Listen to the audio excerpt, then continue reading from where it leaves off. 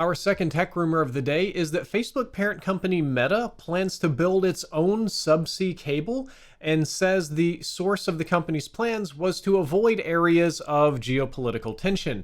And what they're talking about is, for example, the undersea cables in the Baltic Sea got cut recently. It caused a lot of international attention, a lot of people playing the blame game, which I don't quite have time to get into in the video today.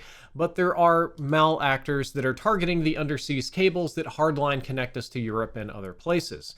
So Meta has decided that no matter what, they don't want their services to go down. So they're building a 40,000 kilometer long fiber cable under the sea that's projected to cost about $10 billion. It's going to connect the east coast of the US to South Africa, to India, and to Australia before going across the Pacific back to the west coast in California. So it's literally going to be a belt around the world. And according to TechCrunch, which is the source of the rumor, the purpose of this is that Meta will be its sole owner and user, meaning that the tech giant will always be able to guarantee global connectivity for its services, ensuring that traffic will always be a priority on its undersea cable, which means this cable isn't going to be pumping internet for peasants like me and you.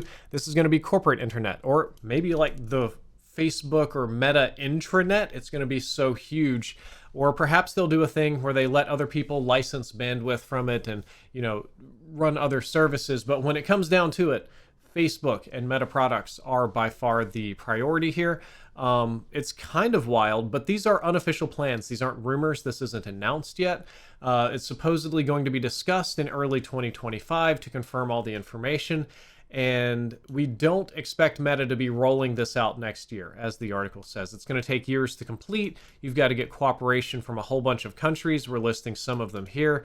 And I imagine Meta has the money to pay off those countries, but it's going to be a slow process. But it's a little bit concerning to me that instead of investing in the overall robustness and security of the main internet, that Facebook has instead decided to spend billions of dollars on its own private but still global intranet.